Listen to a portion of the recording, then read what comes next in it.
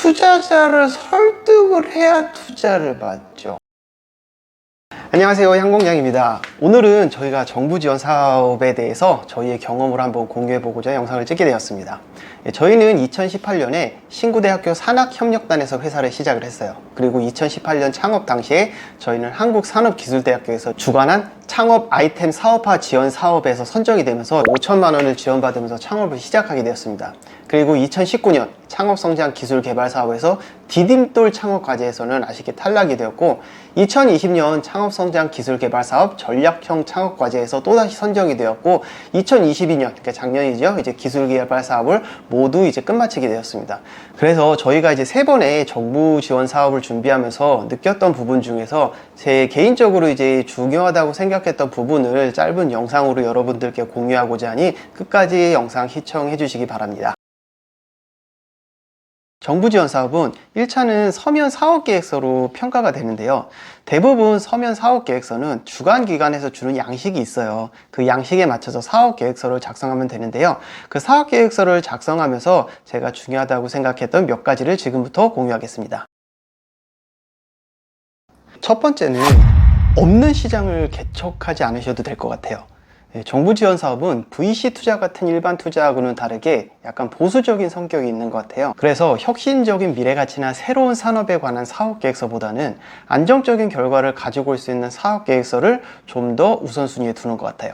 그래서 아이템을 선정하실 때에도 성장하고 있는 시장을 업그레이드 시켜줄 수 있는 아이템이나 이미 선점하고 있는 시장에서 약간 변형된 틈새 시장 아이템이 도움이 되지 않을까라고 생각을 합니다.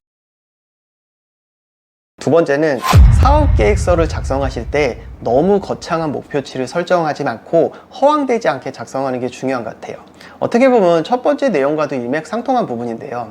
예를 들어서 연매출이 5억인 회사가 이 사업에 지원받으면 5년 안에 50억, 60억 매출을 올릴 수 있다? 사실 이거는 말이 안 되는 거거든요. 그런 허황된 목표치 말고 정말로 내가 하고자 하는 개발 사업의 시장이 이 정도 시장 규모를 가지고 있고 이 정도 규모에서 나는 몇 프로 정도를 점유하는 게 목표다 정도로 표현해 주시면 좋을 것 같아요. 그러니까 예를 들어 보면은 라이브 커머스 시장 규모가 300억 정도 되는데 여기서 이 기술이 개발되면 내가 1% 정도는 이 시장은 점유할 수 있을 것 같다, 뭐 이런 식으로 정확히 표현을 해주시는 게 좋을 것 같아요. 그리고 이 판단을 뒷받침할 수 있는 사실 근거 자료들을 많이 조사하셔서 이렇게 그림이나 표로 사업계획서에 작성을 하시면 도움이 되지 않을까 생각합니다. 세 번째는 어느 정도는 준비가 되어 있으셔야 될 것 같아요. 투자자는 나를 키우고 가르쳐주는 선생님이 아니거든요. 그래서 사업계획서의 전체적인 기승전결은 어떤 시장이 이 정도의 규모를 가지고 있는데 내가 이만큼 뛰어난 기술을 가지고 있고 이 시장에 내 기술력이 통하면서 지금까지 내가 스스로 이 정도 결과를 만들었는데 내가 더 큰 자금이 있다면 더 큰 결과를 가지고 올 자신 있고 그 이유는 이러이러한 이유야, 그러니 나한테 투자를 해줘 라고 진행되는 게 가장 이상적이라고 저는 생각을 해요. 근데 여기서 이 정도 결과를 만들었는 데까지는 내가 스스로 해야 돼요. 그렇지 않으면 정부 지원 사업뿐만이 아니라 그 어떤 투자도 받기 어렵지 않을까라고 저는 생각을 합니다. 우리가 열심히 사업계획서를 써서 서면이 통과가 되면은 그게 끝이 아니죠. 가장 중요한 대면 발표 평가가 남아있는데요. 제일 떨리는 순간이기도 해요. 근데 대부분 3배수 정도가 서류를 통과한다고 하니까 사실 내가 발표 평가까지 왔다면 경쟁률은 많이 줄었다고 할 수 있어요. 발표 평가 때 가장 중요하다고 생각하는 거는 시간 배분이에요. 1차 서류가 통과가 됐다면 2차 발표 평가에 대해서 이제 안내문이 오는데 대부분 발표 평가에서는 발표 몇 분, 그리고 질의응답 몇 분으로 나눠지는데 대부분 사업계획서가 30페이지 정도 되는 것 같아요. 거기서 내가 어필하려는 부분을 강조한 발표용 PPT를 따로 작성하는 게 좋다고 생각을 해요. 사업계획서를 내가 쓴 거를 그대로 읽다가는 시간 못 맞추고 나가시는 분들 생각보다 많습니다. 그래서 미리 주어진 시간에 맞춰서 말의 빠르기나 이런 거를 생각하시면서 계속 연습해 보셔야 돼요. 그래서 주어진 몇 분 안에 내가 강조하고자 하는 부분을 정확히 어필하는 발표를 하시면 좋을 것 같습니다. 마지막으로 이 부분은 제가 개인적으로 꼭 당부드리고 싶은 말씀인데, 질의응답 시간에 정말 언쟁을 하시는 분들이 많으세요. 사실 내가 하고자 하는 이 사업을 얼마나 나는 많이 준비하고 공부를 하고 연구를 했겠어요. 근데 심사위원분들은 안 되는 이유를 찾아서 질문을 하시거든요.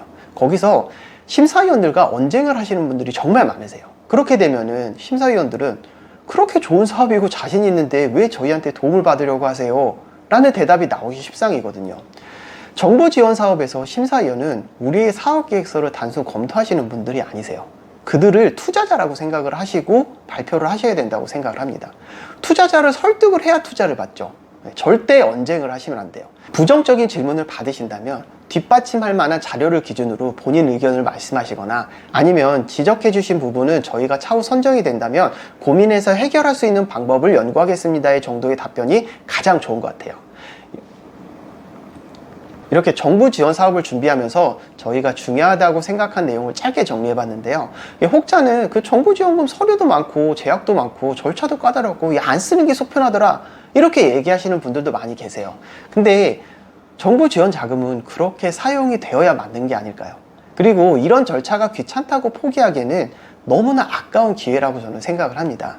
아마 연말이 되면 2024년 예산이 또 편성이 될 거고 그런 각종 기관에서 정부 사업들이 또 공고가 날 텐데요. 지금부터 천천히 준비를 하셔야지 내년에 있을 정부 지원 사업에서 좋은 결과를 가지고 올 수 있지 않을까 생각을 합니다. 그리고 내년 사업을 준비하면서 제 영상이 도움이 되셨다면 좋아요, 구독 많이 부탁드리겠습니다. 감사합니다.